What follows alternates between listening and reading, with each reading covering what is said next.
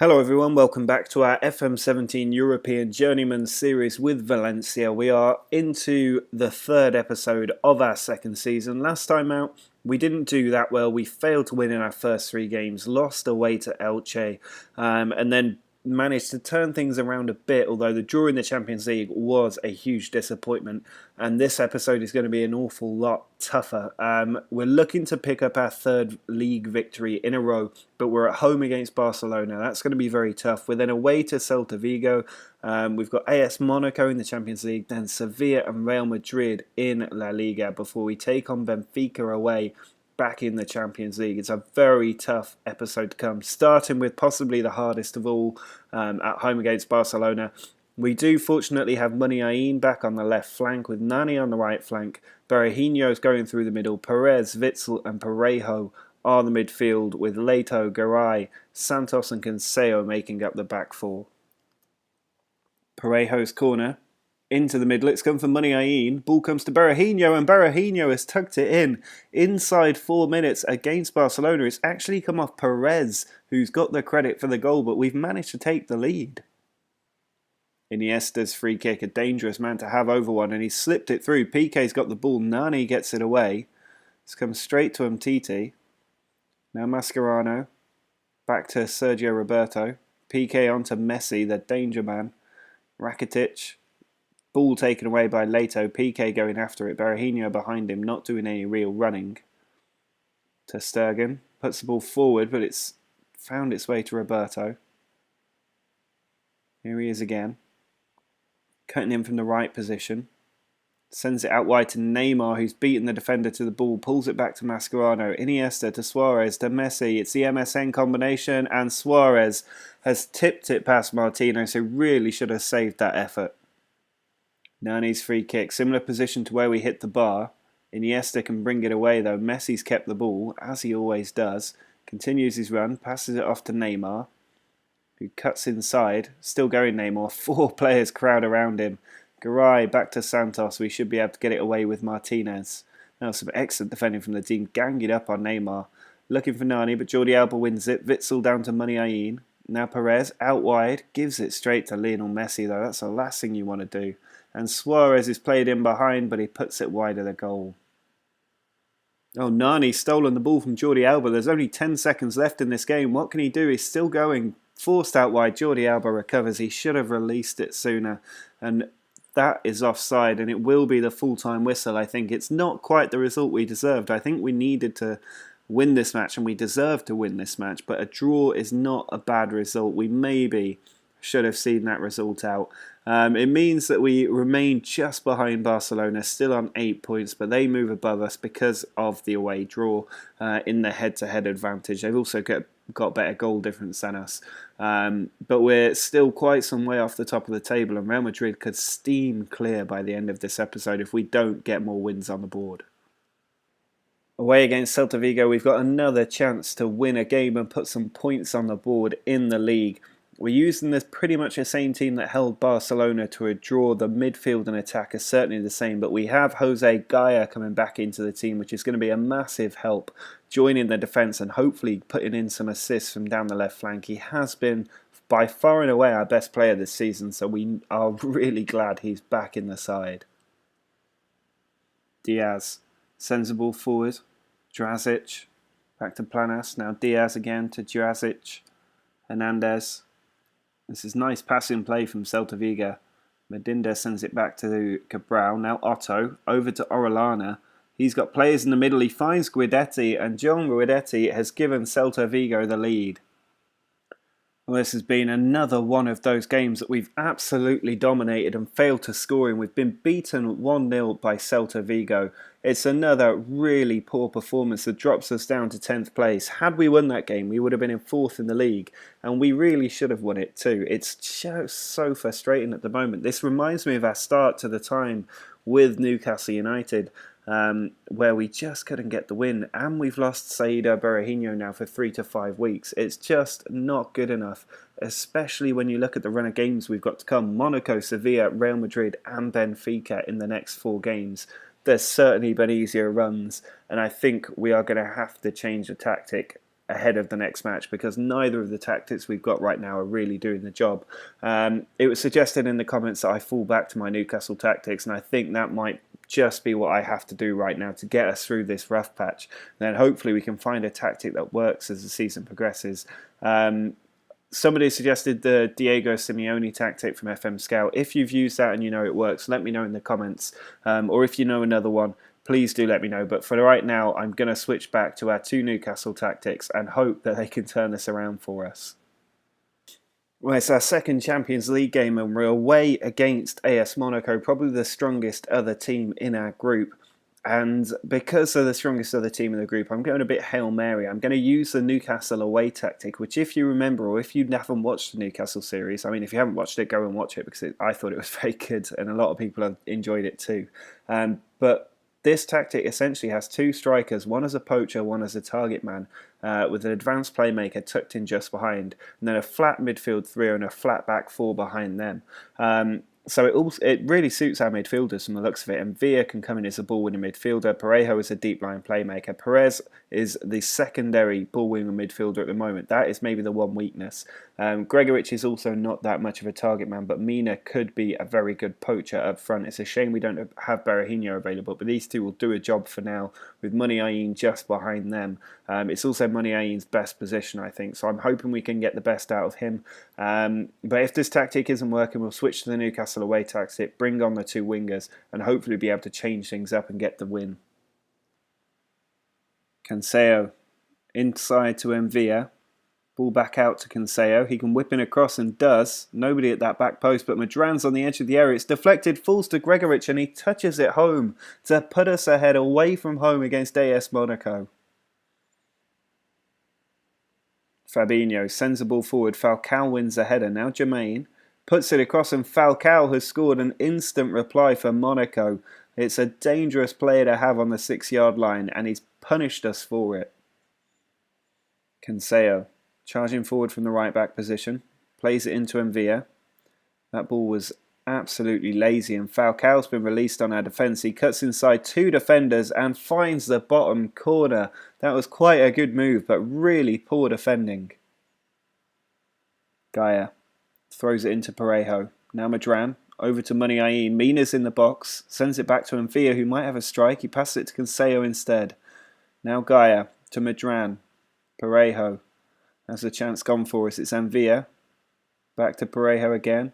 Muniain to Madran, who's tackled, but Gaia picks it up. Mvia has a chance. Will he go for goal? He does, and he's found the bottom corner. Jan Mvia with his first goal for the club, and it's quite a good one. Fabinho forward to Bernardo. Now Falcao into Jermaine. That was a nice slick passing move, and it's put Monaco back in front. Madran to Katabia. Now Gregoritsch plays it on to Nani, who's playing up front. He slips in Cancelo, 2 to aim at in the box, pulls it across. Gregoritsch foul, but Nani is there to smash it into the back of the net for 3-3. Parejo to Katabia. Now Nani turns inside. Big tackle from Jemison there. He's coming from behind and the referee's calling him over. It could be a red card for Monaco with 15 minutes left to play. There it is. It's a straight red and we are going on to overload for these last 15 minutes. Well, there's a full-time whistle. It has finished 3-3. We weren't able to sneak the win, but I'm glad that the team managed to come back and get the draw. I think that was a good result in the end and probably a fair one. Both teams played well, and it's important to note that Benfica have been beaten by Club Brugge, which is quite an upset. Brugge also held us to a draw, so hopefully we can beat Benfica as well, leave them rooted on 0 points. Monaco should beat Brugge, and we'll be back in with a chance of winning this group. Well, at home against Sevilla, we are using the old Newcastle home tactic, which is quite similar to the tactic we've been using a lot this season, so hopefully it will work for us. We've got Gregoritsch leading the line as a complete forward, with Muniain and Nani on the wings as inside forwards. Parejo and Madran are the advanced playmakers in midfield, with Witsel behind them.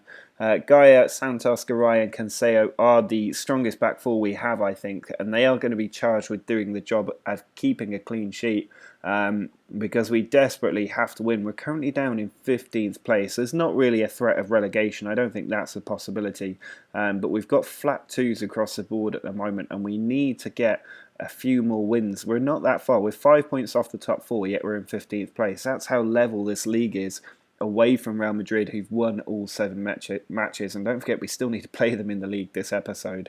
So it's absolutely desperate we get our first win in this game at home against our rivals of last season, Sevilla. Parejo over to Madran, who's looking for that crossfield ball. He did find Muniain, but the defender's got across him. It's come straight back to Santos. Garay plays it forward to Madran. There's Parejo into Gregoric. He slips it through. Nani's got in on goal. He's behind the keeper and he's found the gap as well. Nani scores to give us a lead.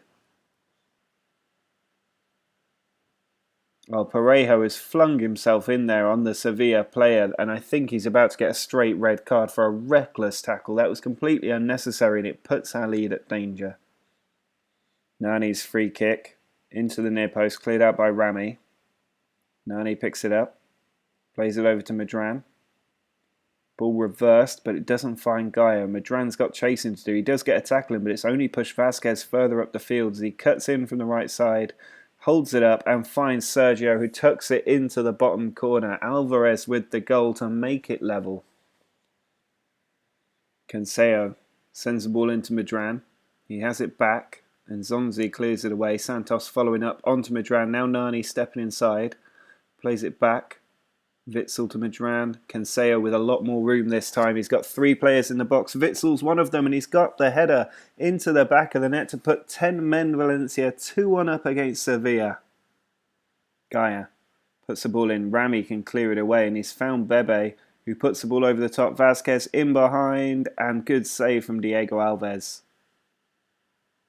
Nani's corner. Sent to the far post for Garay, who finds Santos at the near post, and with 10 men, we're 3-1 up against Sevilla.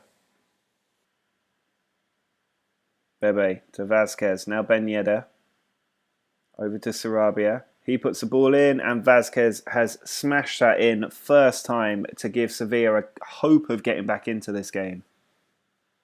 Sarabia with a 90th minute corner cleared away by Santos. Muniain chasing after it, and he's through on goal. They had nobody back in defence. He's just got the keeper to beat, but he puts it wide of the post. There's the full-time whistle. We've managed to hang on and get a thoroughly deserved victory. That is exactly what we needed against Sevilla. It pushes us right up to 6th place in the league, just 2 points off the top 4 and back in contention for where we belong.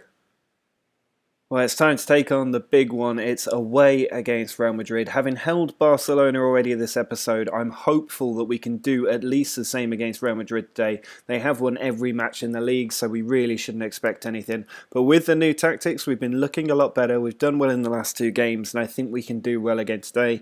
We are using the very attacking away formation, which is one heck of a risk, but I think we've just got to go for it, really. Gregoric and Mina are going to continue up top, even though Berahino is back on the bench. I want to save him for the Benfica match in the Champions League. Muniain is just behind them with Witsel, Madran and Envia in the middle. Gaia, Santos, Garay and Cancelo make up the back 4, and we've got that rock of Diego Alves back in the sticks. Muniain, Envia plays the ball through, and Gregoric is in on goal. He goes for goal, and he's put it past the goalkeeper too. Gregoric, out of nowhere, has given us the lead. Cancelo sends the ball over to Santos. Now Gaia plays it into Witsel. Need to be careful of the counter-attack on that side. Gaia still coming forward into Witsel. There's Madran over to Envia. Muniain through to Gregoric, who's made it 2-0 at the Bernabeu. We lead the team with a 100% record. Real Madrid 2-0. Danilo sends the ball in. Ronaldo to Modric. Here's Ronaldo again. Over to Modric. Ball over the top looking for Isco. He's in behind our defence and he's blasted it well over. Modric sends a free kick in. Gregoric gets it away. Thiago sends the ball back to Madran. Pitched forward, but Nacho's there. Thiago tries to cut it out, but it's back with Cruz. Now Ronaldo can have a run. Instead, he switches flank to Martial, who's on the right-hand side. Sends the ball in low. Benzema has taken a good touch, created a gap, and pulled Real Madrid back into it. Madran over the top. Nacho cuts it out, but Thiago has it again. Now Gaia into the middle for Berahino. He pushes it out wide. Cancelo's there. Have we got people arriving in the box? He's holding it up, puts it across. There's Berahino across, and Gregoritsch has got his hat-trick. Gregoritsch, the almost no one, has come through and got a hat-trick at the Bernabeu. Martial going on a run is tackled by Gaia. He's still got it and then loses it to Martial again. Benzema forward to Bale. We're still not safe. There's 10 minutes to go, but Gaia with a good tackle. Berahino has it. He's got Gregoritsch looking to make a move. Instead, it's with Ronaldo. First time pass forward to Isco. He puts it in. Gareth Bale arriving, has scored another for Real Madrid, and they've got 10 minutes to find an equaliser.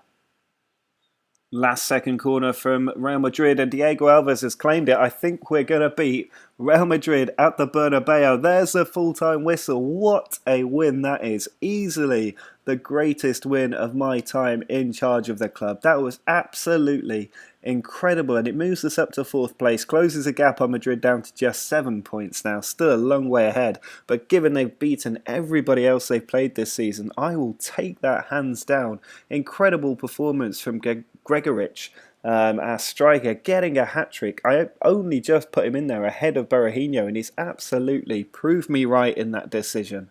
What a game. Well, the final match of this episode is here, and we're going to use the same formation that we did to get that famous win against Madrid. Benfica are bottom of the group. They don't have any points from the first 2 games. We are in 3rd place with just 2 points, having yet to win a game in the group stage. So hopefully we can do that away from home against Benfica. We do have Gregoritsch, the hat-trick hero, partnered by Berahino up top, with Muniain just behind them. Madran has come into midfield alongside Parejo and Envia, with Gaia, Santos, Garay and Cancelo continuing in the back 4. Gaetan with the free kick. It's cleared away. Only just. Pizzi has it now. Salvio into Jonas, who has found the reverse shot. A very good finish from Jonas to give Benfica the lead. Parejo's free kick, edge of the area. He finds the top corner and he's pulled us back a level, deservedly so. Madran over to Envia. There's the ball forward to Gregoritsch. Madran to Envia again. He's given the ball straight to Kubas there. Gaetan tackled by Cancelo. Madran into Gregoritsch. Can we find this winner? Works its way out to Gaia, who finds Gregoritsch again. Ball back to Envia. Cancelo in a good area has smashed it into the back of the net to put us in front. It's his first goal of the season. Short free kick taken by Gaetan. Mitroglou was unmarked at the back post, headed it across goal, and Salvio has equalised for Benfica. Last minute free kick from Witsel, cleared away, it's back to him, he puts it across again. Thiago arrived and he's put it wide of the post. That was the chance to win it from Thiago. Instead, it's another draw in the Champions League. It was still a good effort to come back, and we have managed to avoid defeat. We're still only 2 points behind Monaco, who are actually held by Bruges, who amazingly at the halfway point in this group are topping the table. That will do us a favour, but had we won this game we would also be on 5 points, possibly at the top, so it's a little bit frustrating we didn't manage to get the win today. Still a good performance, and we've got 2 home games in the final 3 matches, which will give us a chance to win this group and finish at the top. But that is going to be it for this episode. It's actually not ended that badly. After that defeat to Celta Vigo, I feared the worst. I thought we did well against Barcelona, but we then managed to shift the formations to the old Newcastle ones. And I think it is a case that our formations are just not good enough. I'm not sure it's entirely down to the players. So hopefully these new formations will work for us. It's certainly helped our goal scoring, which was our big problem before. We've now scored 3 goals 3 times across 3 games, and then we got 2 against Benfica as well. That's 11 in 4 matches, which is not bad since the tactics shift, and it seems to have led some very good results against some very difficult teams as well. Beating Sevilla and Real Madrid back to back in the league is quite a feat. Next time out we will have to take on Benfica again. We've also got Atletico Madrid, which is going to be very difficult, with a game against Levante and Villarreal in there too. Then we finish off against Las Palmas and Deportivo de La Coruña, which should be 2 victories, but it's still going to be very tough for us. We need to be at the top of our game. We're quite lucky that nobody else has run away in the top 4. We're only 2 points off Las Palmas, who are second, and only 1 point behind Barcelona. Hopefully Real Madrid are forced into a bit of a downward spiral after we beat them, but that is definitely for hoping because we're still 7 points behind them despite beating them. But we're looking a lot better now. Hopefully that will carry through to the next episode. Drop a like on this video if you've enjoyed the upturn in form. Make sure you subscribe if you want to see more from this series. But until next time, see ya.